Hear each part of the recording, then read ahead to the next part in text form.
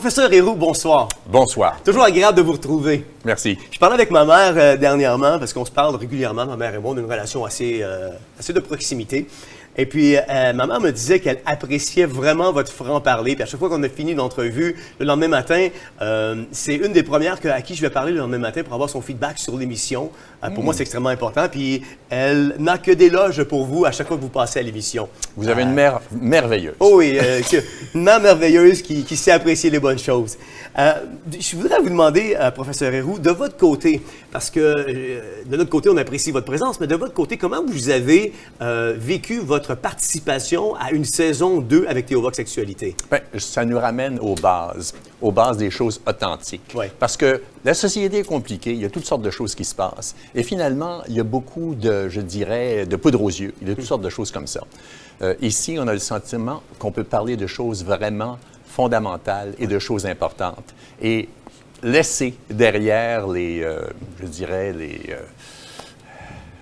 les exagérations, les choses transitoires. On revient aux bases. Vous avez absolument raison. Si je vous demandais à vous aussi, parce que cette semaine, c'est une émission un petit peu particulière. On voit que le tempo est un petit peu plus rapidement parce qu'on a une dizaine de chroniqueurs qui passent. Puis après ça, on a toute la remise, justement, de reconnaissance envers chaque chroniqueur. Parce qu'il faut le dire, la totalité des chroniqueurs qui passent ici à chaque semaine, vous le faites d'une manière bénévole. Et moi, je trouve important après chaque saison, justement, d'honorer ce que vous faites, d'honorer votre participation. Vous prenez l'émission tellement au sérieux, chacun d'entre vous, vous notamment, et puis vous arrivez toujours fin prêt et tout ça. Et je trouve que c'est extrêmement important à chaque fin de saison de pouvoir reconnaître et honorer la participation des gens comme vous qui travaillez d'arrache-pied à intégrer Théovox Actualité dans votre horaire quand on fait appel à vous. Donc, mais je voulais quand même vous demander cette semaine, qu'est-ce qui aurait chez vous attiré votre attention dans les médias cette semaine? Bien, mes réflexions cette semaine, là, c'était la VPA. C'est-à-dire que, en regardant l'évolution de la médecine au cours de ma vie à moi, ça a changé d'une vocation en une profession et finalement, c'est devenu une administration. Et ça, je pense que c'est au détriment des patients, à mon avis. Et je pense que c'est un signe du fait qu'il y a un gros cancer qui s'appelle le gouvernement, qui prend trop de place, de plus en plus de place. Il va falloir qu'on trouve des manières de régler ça. Absolument. La période estivale s'en vient. Je ne vous l'ai pas encore demandé, mais certainement, il y a des sujets qui vont être traités durant la période estivale, qui est dans le cadre de l'émission Le Panel. Je pense notamment à une émission sur laquelle on a planché, puis que ce soit le 5G ou tous les côtés néfastes des technologies intrusives.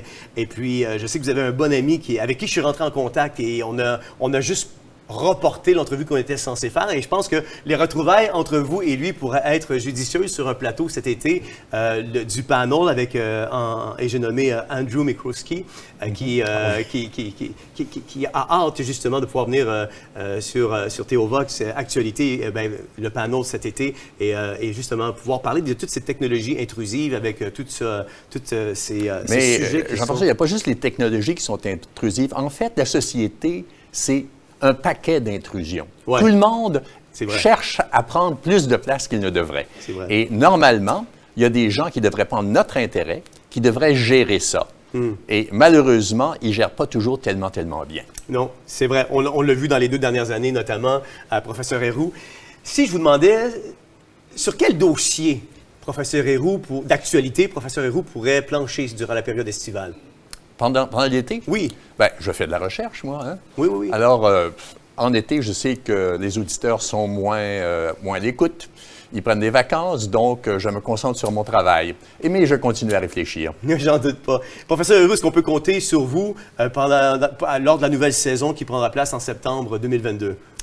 Parfaitement et plus. Je suis vraiment content de l'attendre. Professeur Héroux, merci d'avoir été avec nous ce soir. Ça me fait plaisir. Bonne fin de soirée, puis profitez pleinement de cette soirée. D'accord. Merci. Merci.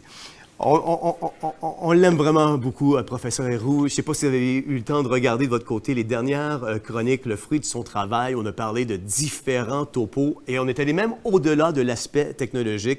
Si vous ne l'avez pas fait, je vous invite à le faire et à découvrir le puissant fond d'information qu'il est. Vous savez, quand je travaillais dans les télécommunications à un certain moment donné, j'avais un patron qui avait un quotient intellectuel vraiment au-dessus de la moyenne, qui était vraiment brillant. Il était doté d'un intellectualisme extraordinaire.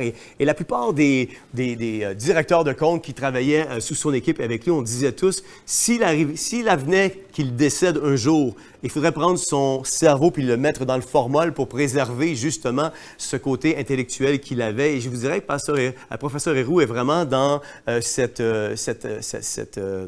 entité-là. Là. Ces gens qui sont vraiment dotés d'une brillance et d'un intellectualisme hors pair. On est vraiment content de l'avoir à bord de Théovox Actualité.